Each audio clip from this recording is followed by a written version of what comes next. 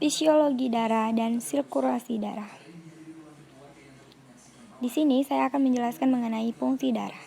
Darah adalah cairan yang terdapat pada semua makhluk hidup kecuali tumbuhan, yang berfungsi mengirimkan zat-zat dan oksigen yang dibutuhkan oleh jaringan tubuh, mengangkut bahan-bahan kimia hasil metabolisme, dan juga sebagai pertahanan tubuh terhadap virus ataupun bakteri.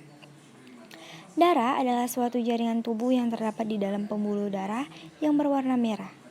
Di dalam tubuh terdapat darah kira-kira 4-5 liter.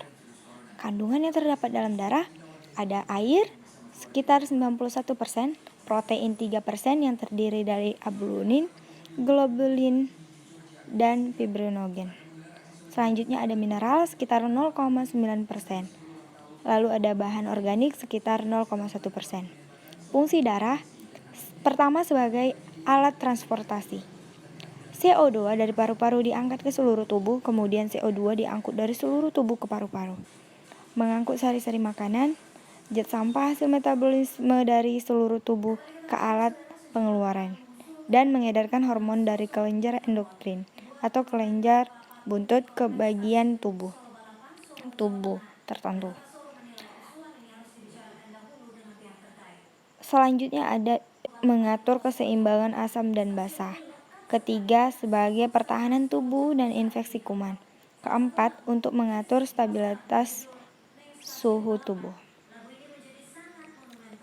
Selanjutnya, darah memiliki komponen-komponen. Yang pertama ada sel darah merah. Sel darah merah akan mengikat oksigen dari insang atau paru-paru, kemudian menyebarkannya ke seluruh tubuh hewan. Ketika telah sampai ke pembuluh darah kapiler, maka oksigen baru akan dilepas. Umur aktif sel darah merah yaitu sekitar 120 hari. Jika melewati batas ini, maka sel darah merah akan dihancurkan. Nah, tidak semua hewan memiliki sel darah merah ya. Misalnya ikan dari keluarga Canidae, yaitu ikan yang hidup di daerah dingin yang mengandung banyak oksigen. Nah, pada ikan keluarga ini, oksigen akan dengan sendirinya larut dalam darah mereka sehingga tidak lagi membutuhkan hemoglobin. Selanjutnya ada keping darah atau trombosit. Nah, sel pada keping-keping darah tidak memiliki inti, tidak berwarna, mudah pecah, dan berbentuk seperti cakram dengan garis tengah 2-5 mikron. Di dalam trombosit terkandung enzim trombokinase yang berperan dalam pembekuan darah. Dalam 1 mm kubik terdapat 20.000 sampai 30.000 keping darah. Bila hewan kekurangan keping darah, maka hewan tersebut akan mengalami pendarahan. Selanjutnya ada sel darah putih.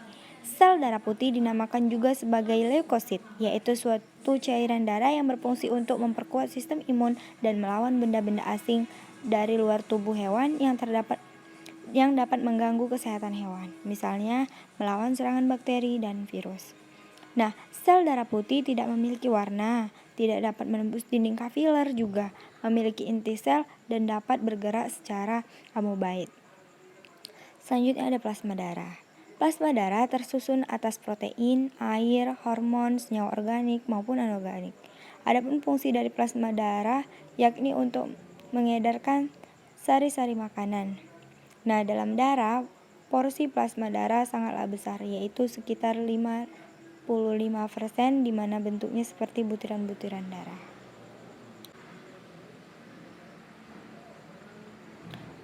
Selanjutnya, sirkulasi darah. Sirkulasi darah terbagi menjadi 2, ada sistem sirkulasi terbuka dan sistem sirkulasi tertutup. Sistem sirkulasi terbuka.